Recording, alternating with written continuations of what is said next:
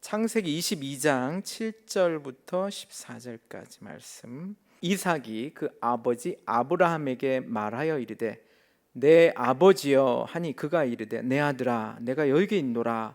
이삭이 이르되 불과 나무는 있거니와 번제할 어린 양은 어디 있나이까?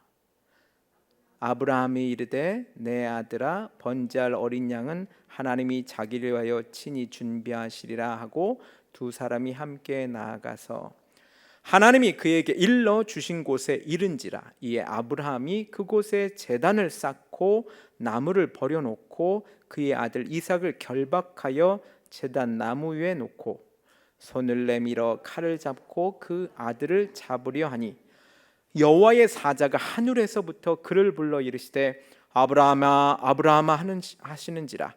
아브라함이 이르되 내가 여기 있나이다 하매 사자가 이르시되 그 아이에게 내 손을 대지 말라. 그에게 아무 일도 하지 말라. 내가 내 아들 내 독자까지도 내게 아끼지 아니하였으니 내가 이제야 내가 하나님을 경외하는 줄을 아노라. 아브라함이 눈을 들어 살펴본즉 한 순양이 뒤에 있는데 뿔이 수풀에 걸려 있는지라.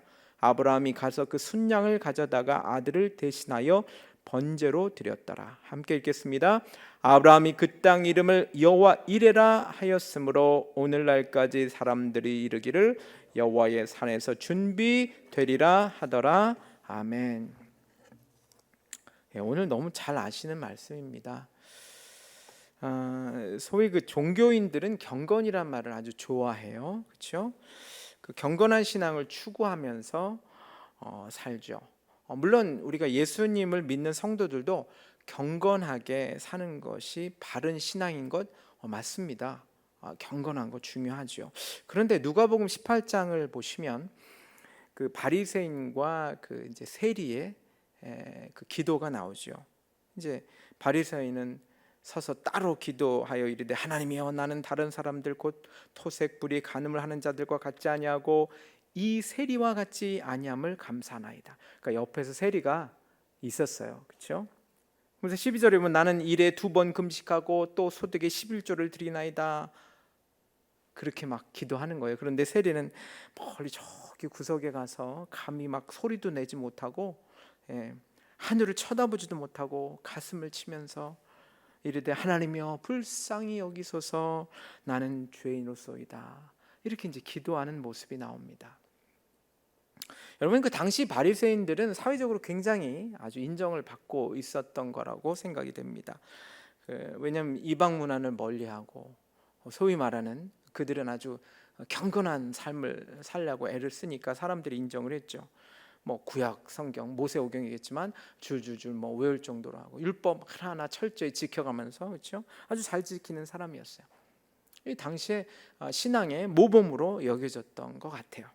아마도 이제 처음에는 이들이 순수했을 거예요. 그렇죠? 뭐 하나님을 알게 되고 나서는 처음에는 순수했었는데 점점점 아주 변했던 거라고 생각이 됩니다. 아주 철저한 11조, 기도, 금식, 구제.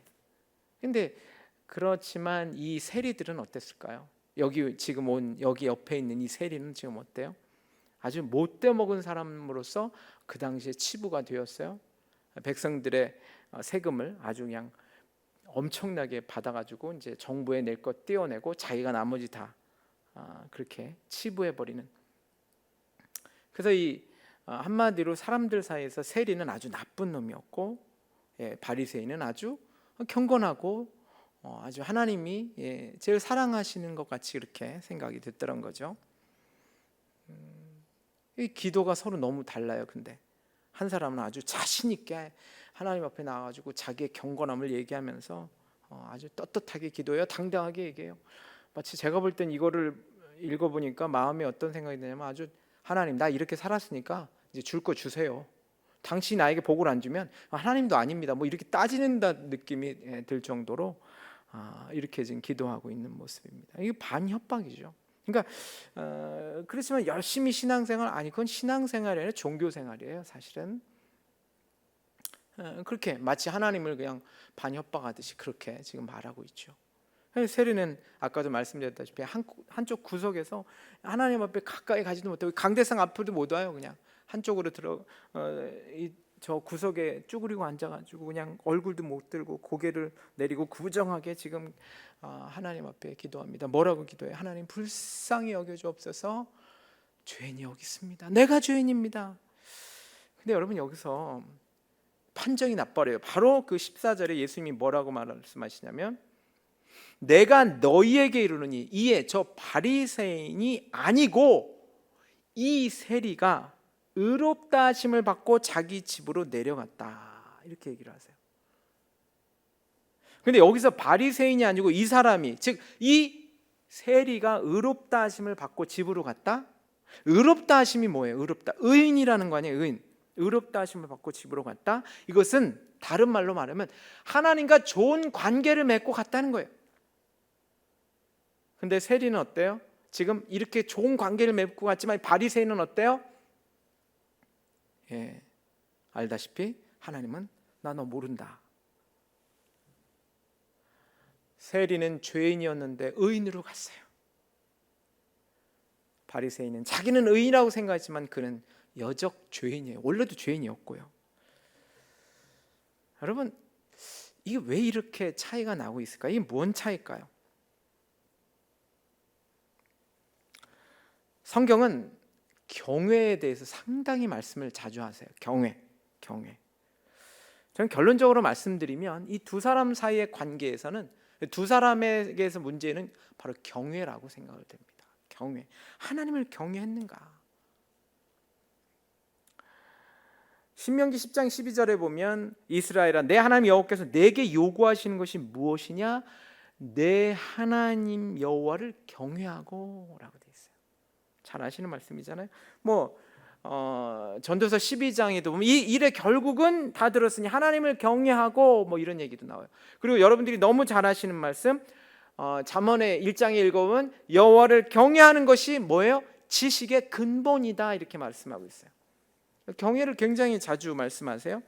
여러분, 그 여호와를 경외하는 것이 지식의 근본이다. 지식이 뭘까? 지식이, 저는 이게 무엇이라고 생각이 드냐면, 잘 아시다시피 이건 하나님을 아는 지식이에요. 물론 세상 지식도 중요하죠. 그러나 하나님을 알지 못하면 그 무슨 소용이 있겠습니까? 세상의 지식이 아무리 많아도 하나님을 알지 못하면 그는 아무것도 모르는 것과 같은 것입니다. 그래서 잠언에 보면 또 9장에 가보면 여호와를 경외하는 것이 지혜의 근본이다. 이 지식의 근본이라고도 하고 지혜의 근본이라고도 해요. 이렇게, 그렇죠?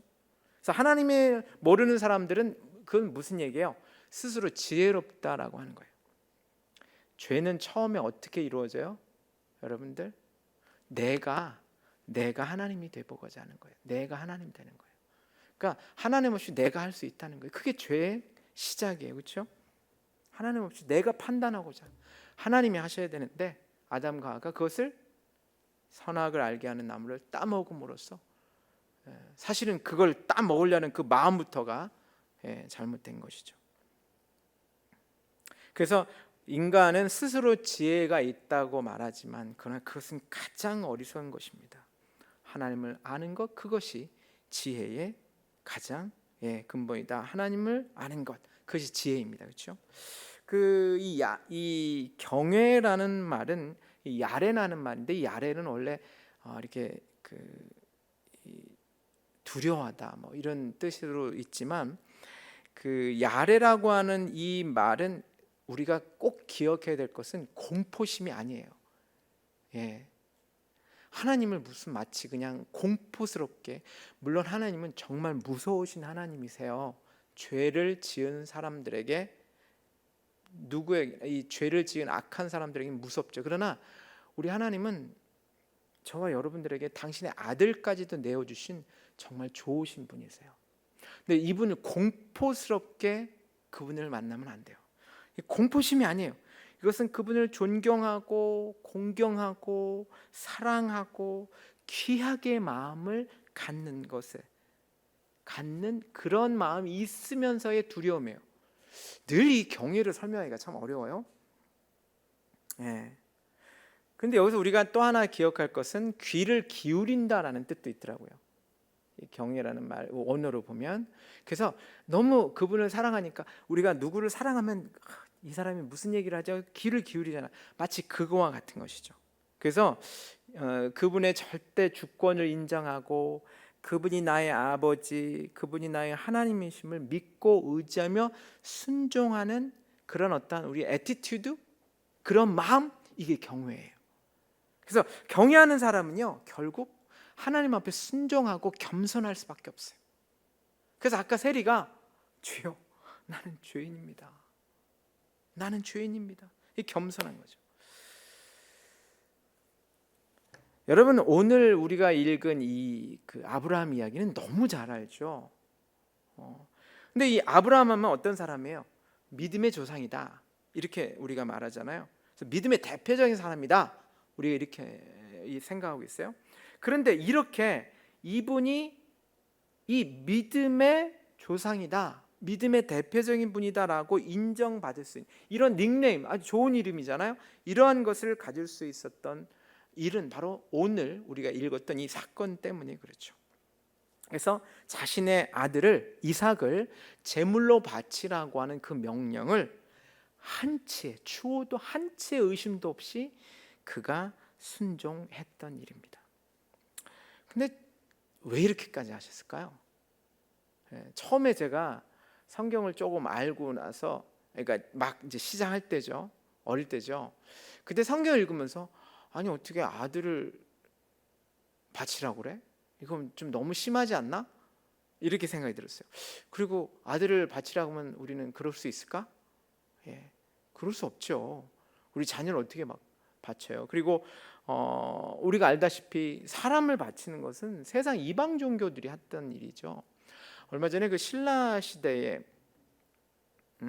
이제 옛 터가 이렇게 발굴이 됐는데 사람을 바쳤던 그 흔적이 있더라고요. 그러니까 그 사람을 제물로 바친 모습이 신라 시대에서 있었더라고요. 좀 안타깝더라고요. 뭐 사람들은 와 이렇게 하지만 저는 그걸 보면서 야, 그랬었구나. 그러니까 세상은 그렇게 사람까지 바쳐서라도 뭔가 자신의 어떤 복을 받으려고 했던 것이죠. 이건 세상적인 거 아니에요? 굉장히 이방적이고. 근데 어떻게 하나님이 그렇게 말씀하시냐고요. 이 기독교 정신으로 볼 때 이거는 아주 극악한 행동이잖아요. 아마 저 같으면 하나님 맞으세요? 혹시 내가 세상의 어떠한 악한 사단의 소리를 들은 거 아닐까? 이렇게 아마 생각했을 수도 있을 것 같아요. 그랬는데 왜 하나님이 이런 명령을 하셨을까요? 그 키는 바로 12절에 우리가 잘 알죠. 아까 읽었던 거예요. 여러분들이 사자가 이를 때 그 아이에게 내 손을 대지 말라, 그에게 아무 일도 하지 말라, 너 아들 내 독자까지도 내게 아끼지 아니하였으니 이제야 너가 하나님을 경외하는 줄을 아노라, 이거예요. 내가 하나님 경외한 줄을 아노라. 하나님 이걸 보고 싶으셨던 거예요. 보니까 여러분, 우리도 하나님을 경외하는 자로 인정받아야 될 줄 믿습니다. 그렇다고 하나님이 우리 보고 자녀 바치라고 안 하시니까 걱정하지 마시고요. 우리의 삶 속에서 우리가 하나님을 경외하는 마음, 경외의 삶을 살면 돼요. 저는 부족하고 연약해요. 성령이 계세요. 하나님이 함께 해주세요. 그래서 우리는 예수 그리스도를 통해서 저와 여러분은 경외의 삶을 살 수 있는 자격을 갖게 됐어요. 할 수 있어요. 오늘 몇 가지 간단하게 한번 봅시다. 첫 번째는 하나님과 아주 친밀하게 되기 위해서 우리는 경외의 삶을 살아야 돼요. 처음부터 우리가 하나님과 친해지지는 않았을 거예요. 물론 하나님은 우리를 너무 자녀같이 생각하지만 우리가 예수를 바로 믿고 나서 하나님은 어떤 분인지 잘 모르잖아요. 근데 예수님을 믿고 나서 더욱더 친밀해지기 위해서 우리 경외의 삶을 살아야 돼요. 하나님을 바라봐야 돼요. 이 친밀하심이라는 단어, 그 시편 25절 14절에 보니까 여호와의 친밀하심이 그를 경외하는 자들에게 있다, 이렇게 돼 있어요. 여호와의 친밀하심이 그의 경외하는 자들에게 있다. 친밀하심이란, 여기서 그 친밀하심이라는 것은 사실은 그 시크릿을 얘기해요. 보물을 얘기하거든요. 왜 친밀하심이라고까지 얘기하냐면, 하나님은 당신의 비밀도 다 얘기하실 정도로 우리가 친밀하실 수 있다는 거예요. 예, 친밀한. 그 정도로 우리가 친하면 비밀이 없잖아요. 부부지간에는 비밀이 없어야 되잖아요, 그렇죠? 예, 친밀한 관계다라고 하는 것은 비밀이 없다라고도 말할 수 있잖아요, 그렇죠? 그래서 하나님이 저와 여러분과 너무너무 친밀한 거예요. 원래는 친밀한 관계였던 건데 죄 때문에 우리가 멀어진 거예요. 그래서 더욱더 우리가 친밀한 관계가 되기 위해서 우리는 경외의 삶을 살아야 돼요. 이 경외의 삶은 하나님과 거리를 두는 게 아니에요. 마치 여러분들 세상 신은요 좀 거리를 두려고 그래요. 왜? 신은 인간과 같지 않다는 거예요. 멀어야 돼요. 예. 이 경외가 마치 너무 이 두려워서 가까이지 못하는 그런 생각을 갖게 하는데, 사실 그렇지 않아요. 이 경외라는 것은 더 하나님께 가면 갈수록 너무 하나님이 좋은 거예요. 그 예수전도단의 그 조이 도우슨이라는 분이 계세요. 여성이신데 아시는 분도 있을 거예요. 그래서 이런 말을 하시더라고요. 하나님과 손자의 관계가 없다. 하나님과 우리는 손자의 관계가 아니다. 예. 손자도 얼마나 가까워요, 그렇죠? 우리는 그러나 아들이다. 우리는 부자지간 아니면 부녀지간이라는 거예요. 예. 자녀 사이, 아버지와 자녀 사이라는 거예요. 그래서 예수님을 통해서 우리는 아버지와 자녀로 직접 연결됐다는 거예요. 십자가를 통해서 하나님과 우리가 직접 연결돼 있던 거예요. 아주 가까이 사이에, 아주 가까운 사이에. 멀었던 죄 때문에 아주 이 구렁텅이 넓은 도저히 건너갈 수 없는 그런 구렁텅이에서 십자가를 통해서 아주 가까이. 그러면 어떻게 할까요? 친밀해지려면 하나님하고 친밀해지려면, 하나님과의 경건한 삶을 살려면 어떻게 할까요? 우리는요 하나님을 최우선순위로 둬야 돼요. 그분과의 관계를 최고의 행복으로 가져야 돼요. 좋은 차를 갖고 뭐 좋은 집을 살고 뭐 되게 중요하죠. 그러나 그 모든 것보다도 우선은 하나님이 돼야 돼요. 그래서 그분과의 시간을 가장 중요하게 여기십시오. 하나님이 원하시는 것은 자신이 두 번째가 되는 게 철저로 아는 거예요. 하나님은요 매일 아파하세요. 왜냐하면 꼭 우리가 두 번째로 하나님을 둘 때가 너무 많은 거예요. 그렇지 않아요. 하나님은 최우선순위로. 이제 우리가 하나님을 두 번째로 생각했던, 다른 것보다도 하나님을 차우선으로 생각했던 그런 생각이 혹시 있었다면 오늘 이 시간에 버리시기 바랍니다. 하나님이 우선이에요. 하나님이 최우선이 돼야 돼요. 여러분, 예수님은요 하나님은 늘 먼저였어요. 늘 먼저였어요. 그래서 이때 예수께서 기도하러 산으로 가서 밤이 새도록 하나님께 기도하시고 늘 첫 시간을 하나님께 드리고 하나님과의 관계를 먼저, 사람들 만나기 앞서 늘 하나님을 먼저 생각하셨어요. 무리를 보내신 후에 기도하러 산에 따로 올라가셨어요. 왜? 그게 사람들과의 관계가 더 중요한 게 아니라 하나님과의 관계가 먼저였기 때문에. 그리고 여러분들, 우리가 하나님을 우선순위를 하시면서 우리가 낼 건 성령과 친밀해지는 거예요. 왜냐하면 성령은요 저와 여러분이 하나님과의 관계를 가까이 하게 하시는, 정말 우리를 이끌어 주시는 분이세요. 그래서 늘 성령님. 그래서 성령님이 우리에게 하나님을 알려주시고 말씀을 깨닫게 해주시고 누구보다도 저와 여러분들을 하나님 앞에 계속해서 데려가시는 분이 우리 성령님이세요. 그래서 여러분, 하나님과 가까우셔야 돼요. 그게 경외의 삶이에요.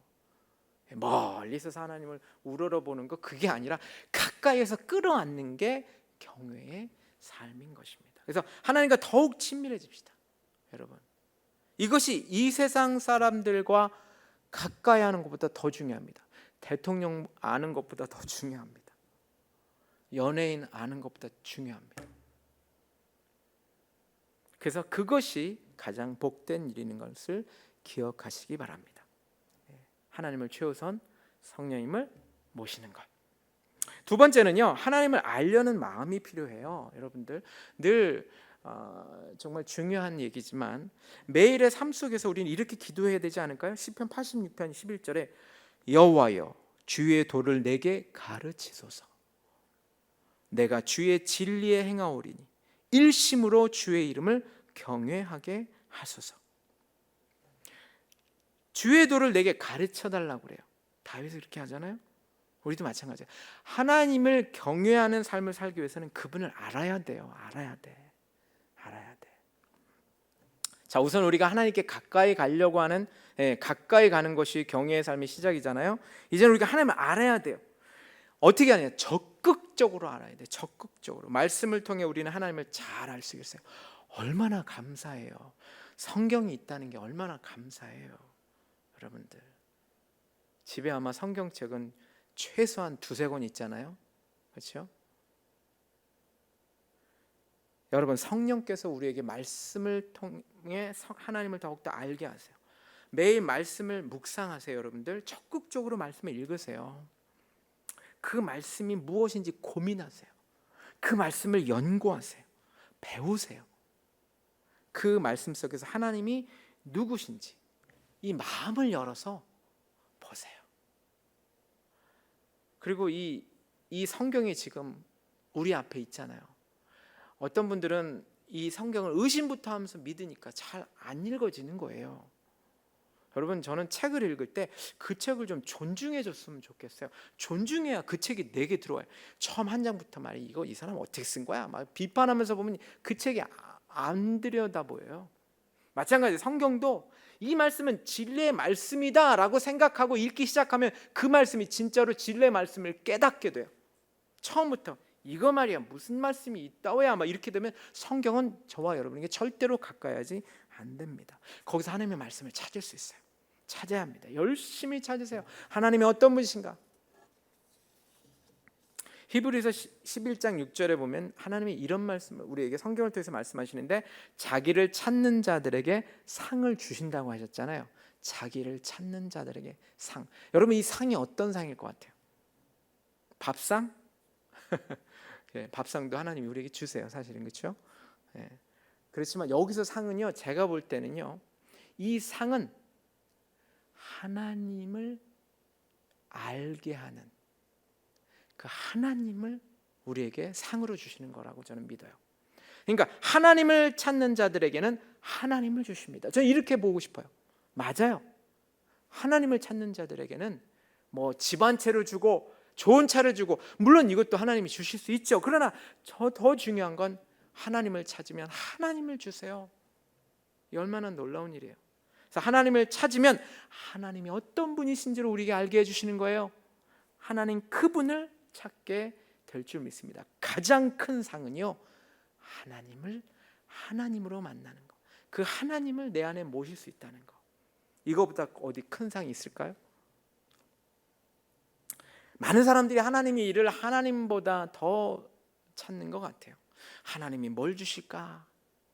하나님이 이거 안 주시나 저거 안 주시나? 네, 그것도 뭐 좋을 수 있어요. 그런데 더 중요한 것은 하나님 손에 있는 복을 보지 말고 하나님을 보세요. 자꾸 하나님이 주신 복만 보려고 그래요. 하나님이 주신 일만 보려고 그래요. 예, 하나님은 물론 우리에게 복도 주시고 좋은 일도 주시죠. 그러나 하나님은요, 서운해하세요.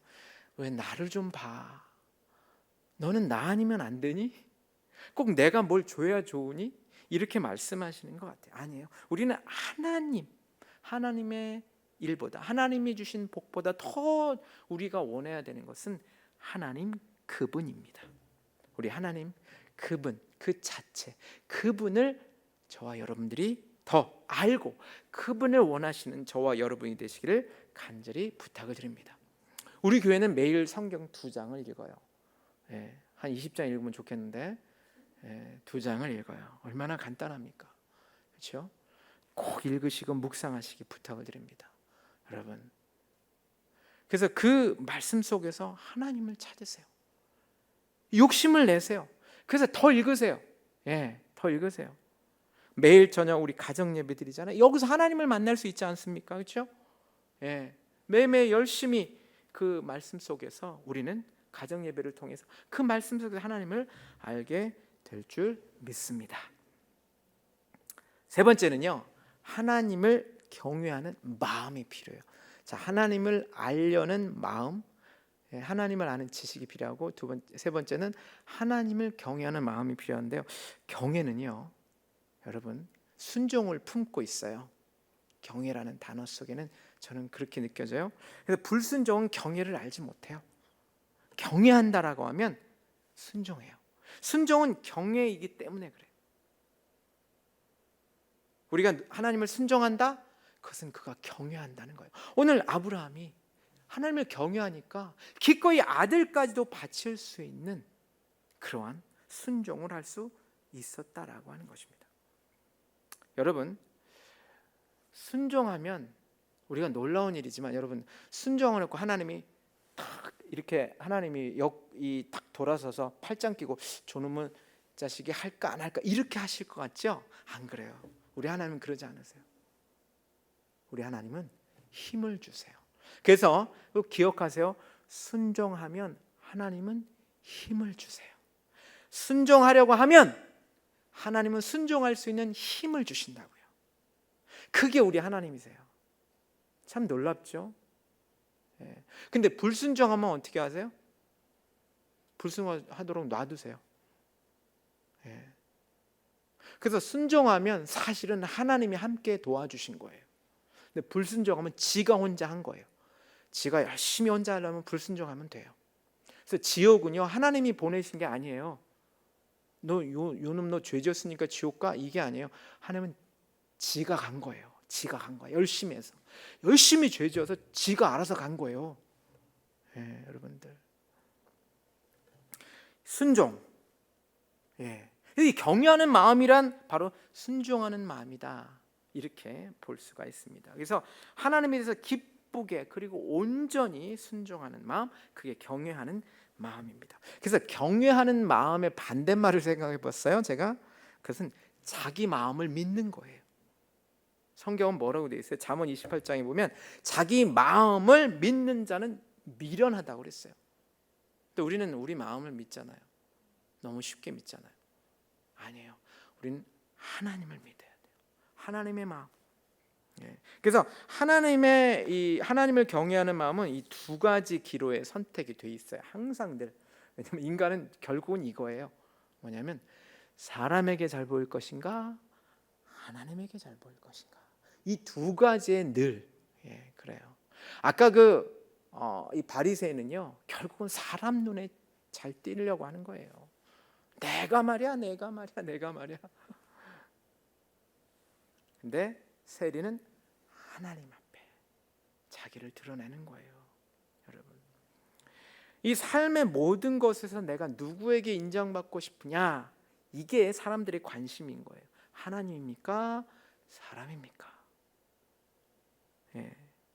그래서 우리는 하나님께 인정을 받을 수 있어야 돼요. 그래서 이 경외한다라고 하는 그 말은요 결국은 하나님께 인정받는 거예요. 그 말은 또한 사람에게 두려워하지 않겠다는 거예요. 사람 자꾸 두려워하잖아요. 저 사람이 날 어떻게 생각할까?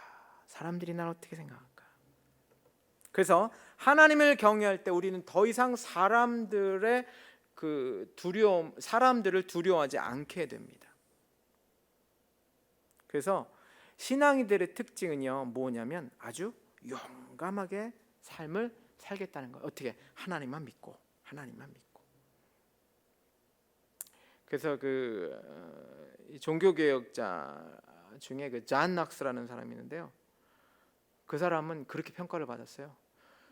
저 사람은 도대체가 하나님 외에는 두려워하는 게 없네 이랬어요. 우리는 어떨까요?